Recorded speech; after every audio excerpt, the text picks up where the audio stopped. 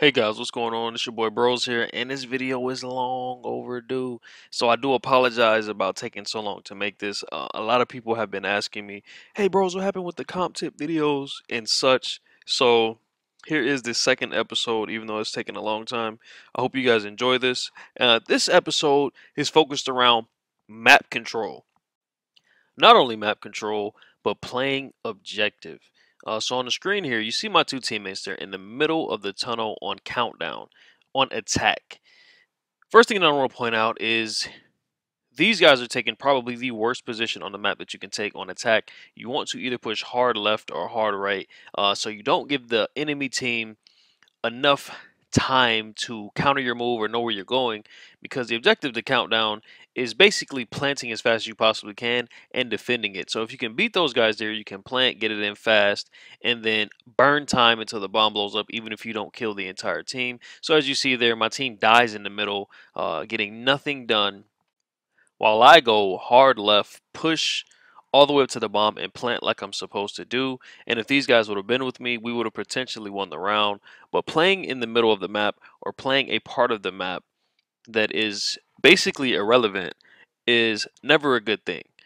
So as you can see here, I get a pick this round, and the correct thing for my teammates to do would have been to rotate back around to me or through the cave to come immediately to the revive to make sure that the other team doesn't get the revive and to keep position on that red orb. Also, there's a bomb here. Also, there's a teammate that needs help. So my advice to a solo player would be, if you see one of your teammates gets a pick, on the top right somebody dies, or in the bottom left you see one of your blue teammates has killed a red name, you need to look and find out where that name is and immediately rotate to there if you can and you're not preoccupied with a fight, because that is huge, especially in countdown, and that goes with map control. Now, you should be with your teammates, but as you can see, me and this team definitely had no chemistry, and these guys did whatever they wanted, and I didn't agree with any of their movements. Here, I even have one of my teammates killing himself with a rocket, so that's a lot of fun. As you can see, this was not the greatest teamwork going on here, but I'm using this gameplay to show you all that as a team, things are a lot easier, and when you split up, no matter if you get a kill or not, you have no chance. Now, I couldn't stick with these guys because they literally would not play objective in countdown. You have to play objective, push, and plant. These guys refused to do that, as you can see here. They just played middle. They crouched in middle. They stayed in middle. But this is the one round that they actually came to the side where I was at, and this is like one of only two rounds that I won this game. The other round was basically me clutching up. But I was telling my stream at the time, as you can see, these guys rotated to the left. We controlled the left side of the map. We played together, and we won the round. Now, one thing about this game that was extremely frustrating is the fact that the other team wasn't like worlds better than my team. We actually won a round when we played together, so I know we could win rounds against these guys. And the other round we won, like I said, we clutched. But if my teammates would have stuck with me, I'm really confident that we would not have been 6-2. I don't know if we would have won the game, but I think we would have got at least 2, 3 more rounds and made it a really, really competitive game. But when one team is playing together, playing really well, playing all the chokes, and the other team isn't, that team's going to win. No matter how good one team is, if they don't play together against a team that plays together, then the team that plays together has a really good shot at winning. Just like what I tell people with great gun skill. If you have great gun skill, but you don't have good map IQ and game awareness, it doesn't matter. You will never be one of the best. But on the other hand, someone with amazing game sense, callouts, and IQ doesn't have to have the best gun skill to be a top tier player. You can be a tier 1 player with your brain, with your IQ, with knowing where to be and when to be there, and telling your teammates what you see and scouting the area. But if you're the guy running around away from the objective, never playing objective, playing every game mode like it's Clash, you may end up with a high KD, but you'll always lose because you're not helping your team, and the rest of your teammates will just get obliterated all game. Now here we have another game mode, Survival, where there is no objective, but Pantheon is a map where you really want to get map control. Also, I lied when I said there's no objective. Every game mode has an objective, even Clash and Survival. The objective is power ammo, as you can see I'm doing here. I'm trying to control power ammo, grab power, because power is such a pivotal part of competitive. But as you see here, there's a guy in Waterfall. The reason I want to point him out is because the rest of the team pushed middle. And we ended up in a 3v4 with that guy just sitting in Waterfall. Now, he's the guy that I'm talking about.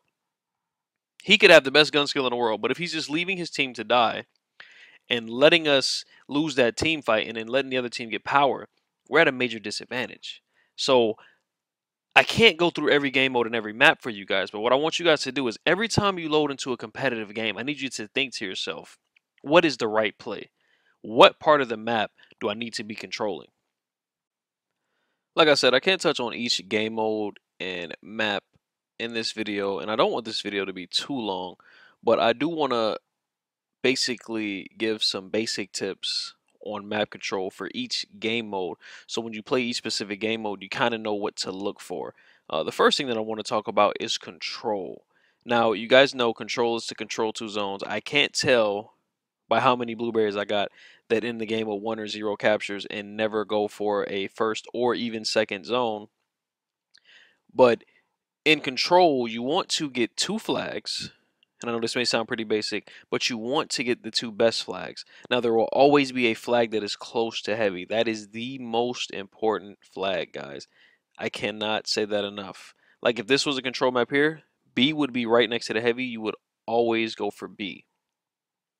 And I know that's, you can't hold A and C on this map, but just for argument's sake, you want to get the best 2 flags, and the best flag will be the flag that has the heavy ammo on it. The next thing you want to do is you want to control those flags. So in control, you don't ever want to push their flag.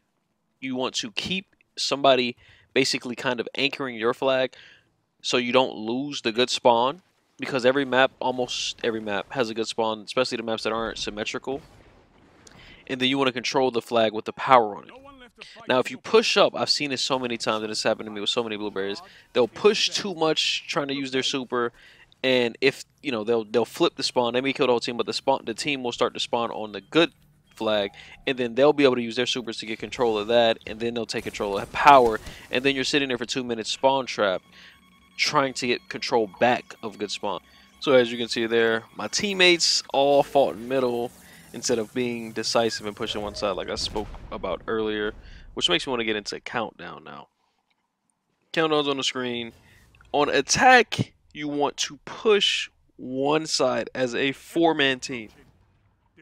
Sometimes it's okay to send one guy off to the other side just to scout, but he has to play really passive and be able to rotate back safely, or tell you guys, or he can plant if the whole team meets you guys on that side, the other 3, then you guys would rotate back to him where he plants it. But overall, you usually don't want to fight in the middle, that's for sure. You want to be pretty aggressive on where you want to go there, plant, and then set up. Can't say that enough. When you guys get a plant off in countdown, your chances of winning a round go up by like 90%, because then they're fighting against killing you guys and the clock. You can play extremely passive and run the time out until the bomb blows, or you can be aggressive and you have the upper hand in every which way, because they have to push into you and your team and the setup that you guys have going on. On defense, I like the 2-2 strategy. It doesn't really matter what strategy you want to run on defense, as long as you have both bombs covered.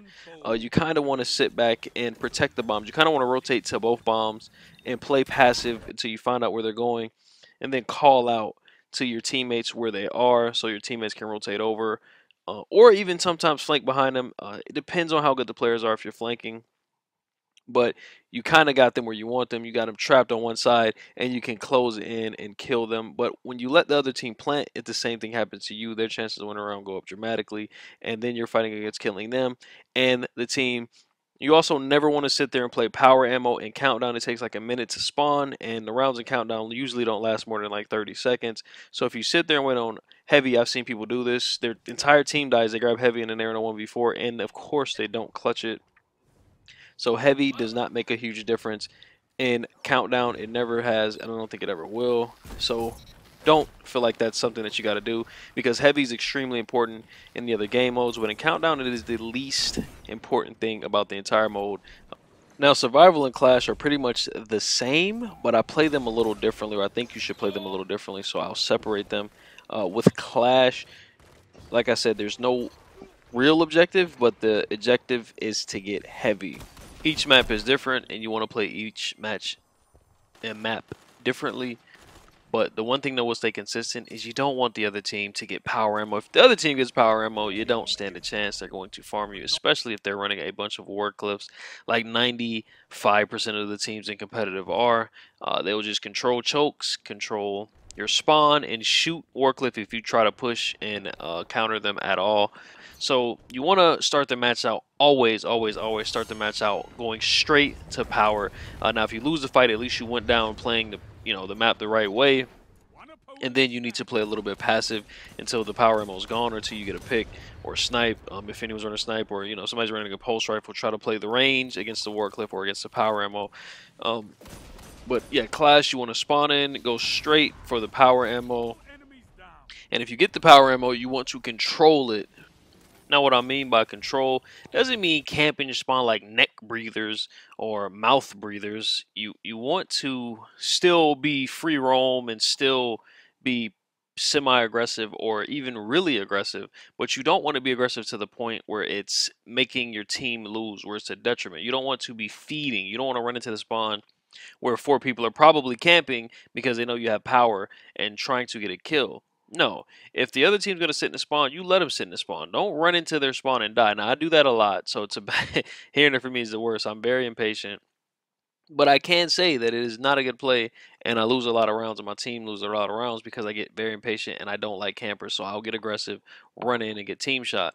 And I could be the guy that runs in and gets team shot, gets picked, and the other team gets to take control back of power because then they have a 4v3, they're at an advantage, and then they have war clip for the rest of the game. So learn from my mistakes, and I'm here to tell you about my mistakes. Do not overextend. Overextending is one of the biggest ways to lose in competitive on any game, whether it be Overwatch, Halo, Call of Duty, whatever. If you overextend into a team, they will kill you, they will team shot you, and you will die, and your team will pay the ultimate price for it. So, with that being said, just a short story. Push power, control power, depending on the map. Play the lanes. Like I say, don't camp in team shot, but stay near some teammates in case they need help. And I guarantee you that your team will do a lot better than if it was 4 people just running around doing whatever they wanted. Be organized and coordinated, even though it is Clash. Now, the last game mode, Survival.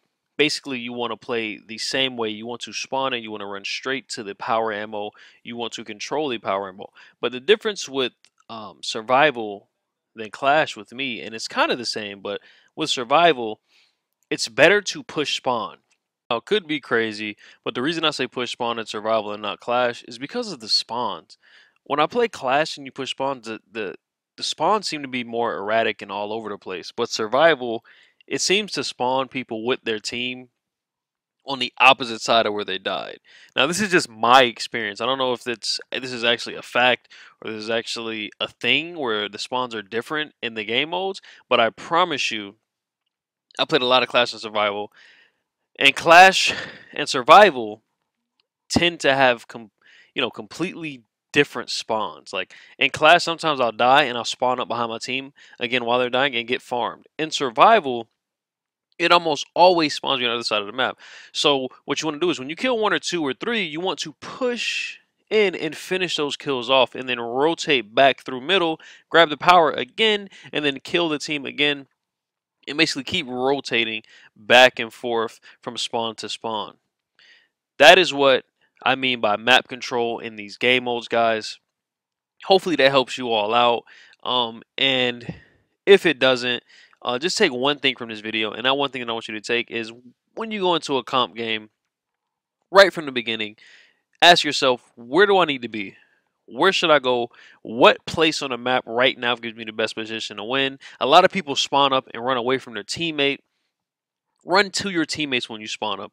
That is the best place to be. Now, if you're really advanced, of course, you can flank here and there. When you get power, when you get super, those are good times to flank. If you're a great sniper, great shotgun player, you can go to the opposite side of the map, crouch, get off the radar, get a pick or two. Shotgun, there's many ways to get close with a shotgun. But overall, you usually want to spawn up, run to power, run to your teammates, run to the flag, run to the bomb. Map control is so huge, and I've played so many games, guys, with Blueberries where they literally just sat back and spawned or ran around to the wrong side of the map or avoided heavy or avoided the bombs and ran past the zones when they spawn up on retrieval cap. Stuff like that, guys. Play objective, control the map. I can't say it enough, man. You don't have to have the best gun skill to be a great player.